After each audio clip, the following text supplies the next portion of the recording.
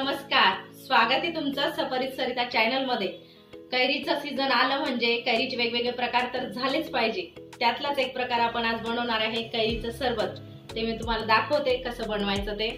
चला या तर हे बघा, मला किती फ्रेश फ्रेश कैऱ्या मिळालेल्या आहे। त्याचे अजून एक दोन प्रकार मी वेगळे बनवणार आहे। त्यातलीच एक कैरी घेतलेली आहे, स्वच्छ पाण्याने धुवून काढलेली आहे। आपण आता छान असं कैरीचं सरबत बनवणार आहे। आता ही कैरी छान पुसून घेते मी। ही आपण आता तिची साल काढून घेऊ। हे वरचे साल काढून घ्यायचंय, ते आपल्या पण्यामध्ये चांगलं लागत नाही, कडवट लागतं आपलं पण। मग याच्यासह जर घेतलं तर सर्व कैरीचे आपण असं वरचं साल हे काढून घेऊ। अगदी सोपं आणि झटपट बनणारं सरबत आहे आपलं। कैरीपासून उन्हाळ्यामध्ये असं आंबट गोड चवीचं खायला मजा येते। वेगवेगळे सरबताचे प्रकार तर झालेच पाहिजे, त्यामधलं हे कैरीचं सरबत सर्वांचं आवडतं। तुम्हालाही नक्की आवडत असेल। जसं आपण लिंबू सरबत पितो उन्हाळ्यामध्ये, तसं हे कैरीचं सरबत करून पिलं तर तेही आपल्या आरोग्यासाठी खूप हितकारक असतं। त्याच्याने खूप ताजतवाणं वाटतं। कैरीचे आपण हे साल काढून घेतलेले, सर्व साल काढून घ्यायचे आणि हा आता पुढचा भाग कट करून घेऊ आपण। देठाचा भाग तोही नकोय आपल्याला। हे बघा, भरपूर कैरी आहे माझ्याकडे। मी आता त्यातली एक कैरी घेऊन सरबत बनवते कैरीचा, आणि बाकीच्या कैऱ्यांचा मला मुरंबा बनवायचा आहे। मुरंबा, गुळंबा जे तुम्ही तुमच्याकडे बोलत असतील ते मी बनवलेला आहे आधी।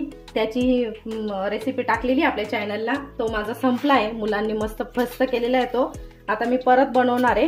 ही रेसिपी तुम्ही चॅनलला जाऊन बघू शकता, त्याची लिंक मी डिस्क्रिप्शन बॉक्समध्ये नक्की देईन। आपण आता ही कैरी छान किसून घेऊ। चौ बाजूने अशी करून किसून घ्यायची, अशी साईड चेंज करायची आणि किसत राहायची।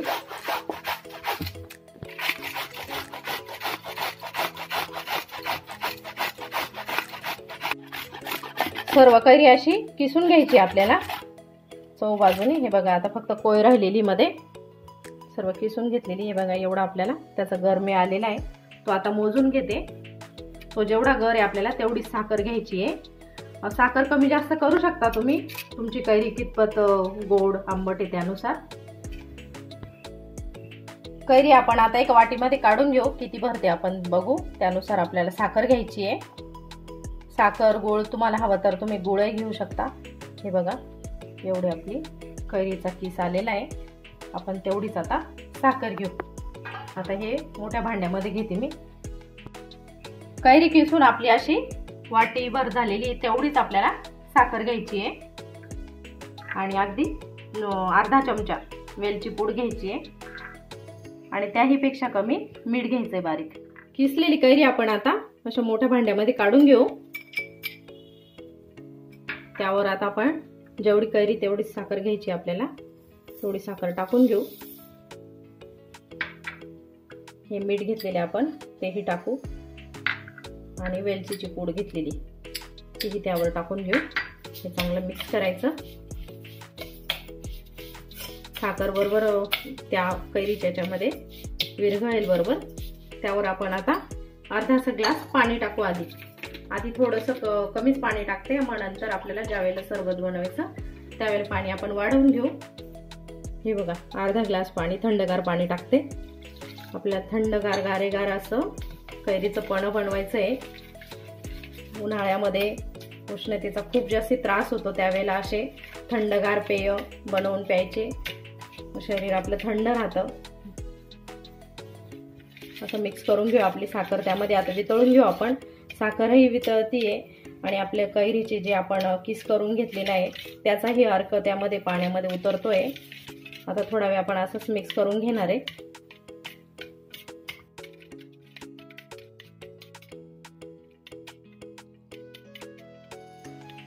आपली साखर पूर्ण ह्या पाण्यामध्ये विरघळलेली आहे।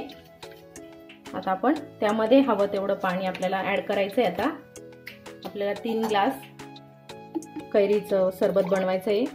हे बघा, 1 ग्लास,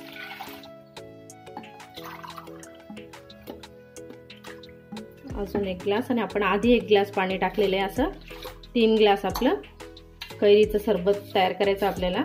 तेवढं पाणी ऍड केलेलं आहे। परत आता मिक्स करून घेऊ आपण।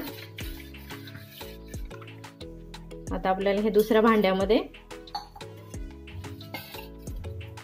चाळून घेऊ आपण आता।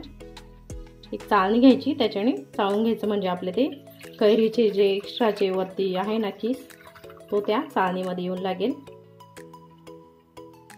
हे बघा किती छान आपल्या खाली सरबत रेडी झालेले बघू शकताय तुम्ही।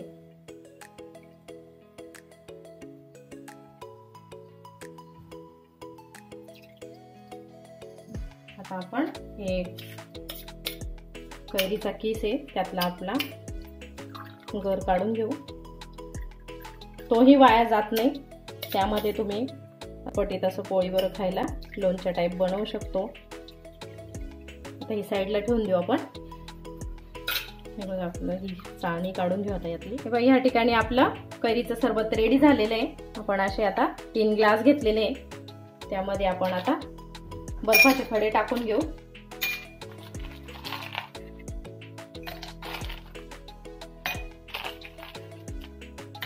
तुम्हाला हवे त्या प्रमाणामध्ये तुम्ही बर्फाचे खडे टाकू शकता, नसेल आवडत तर ते स्किपही करू शकता। मध्ये सर्व करताना असं परत एकदा मिक्स करून घ्यायचं आहे आपल्याला सरबत, कारण जो घट्टसरपणा असतो तो खाली जातो। आपण आता ग्लासमध्ये टाकून घेऊ। हे बघा किती छान आपलं कैरीचं सरबत रेडी झालेलं आहे। आता आपण ग्लासमध्ये घेऊ। ग्लासमध्ये आईस क्यूब टाकलेले आहे।